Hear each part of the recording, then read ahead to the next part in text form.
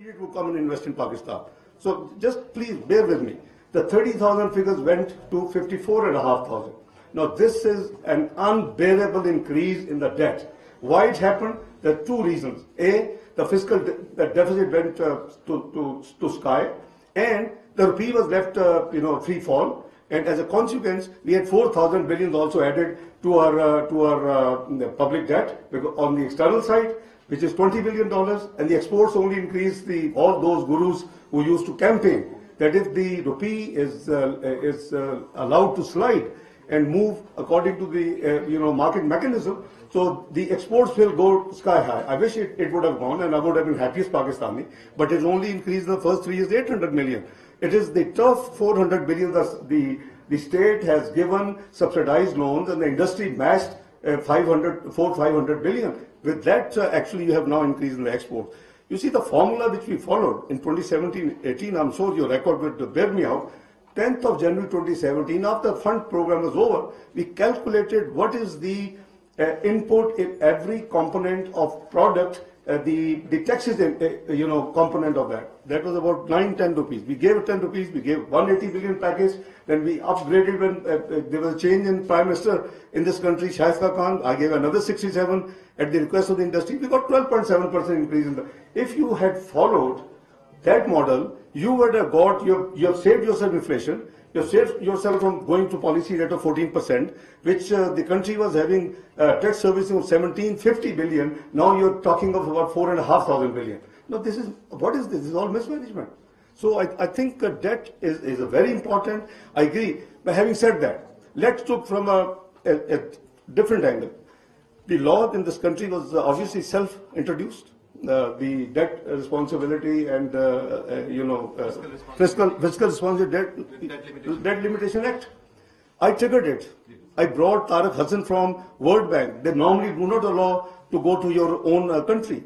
President Wolfson asked me that if you need any human resource, we understand you're overworked. So I said, give this man to us. We started that. This good thing. We imposed ourselves, 60%. The law was rolled out, obviously, after the coup. But you see, then we campaign worldwide that we are debt trapped. Can somebody tell me what is the US debt to GDP? 110%. UK after post-COVID, 101%. Japan 257. I never see any politician or any media house talking there that we are a debt trap country. Is this the difference is that they can print dollars, that they can print sterling, they can print yen, and they can't, and we can't, and the rupee is not global? See, let's please, for heaven's sake, the politics must be detached from this economy.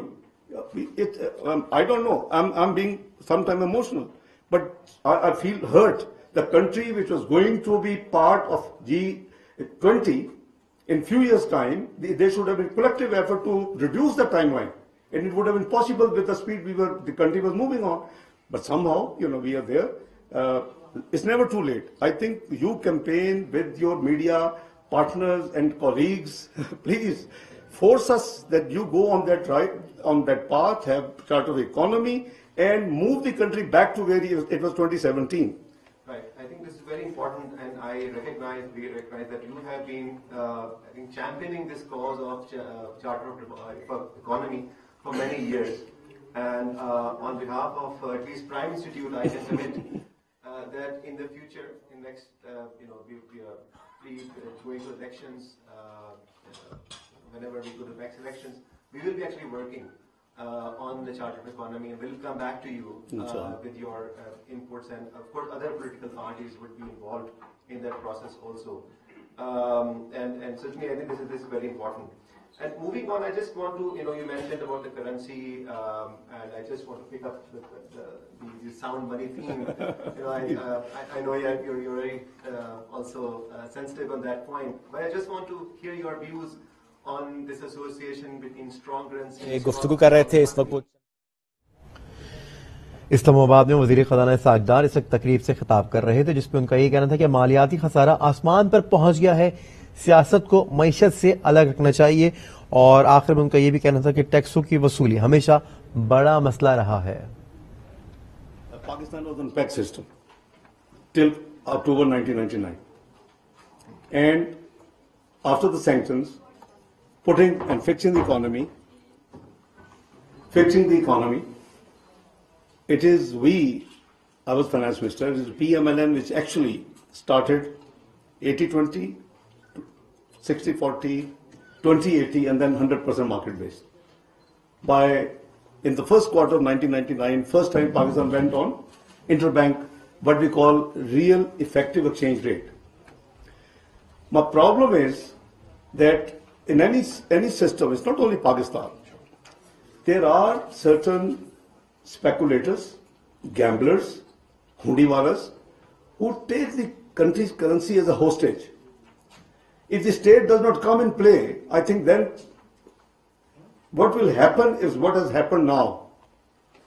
See the recent, did Bank of England not intervene? Did Bangladesh not intervene? India recently intervened. Why? India could afford out of 600 odd billion reserves to throw 98 billion in the market. We don't have that luxury. So we have to make sure that these abuses must be checked.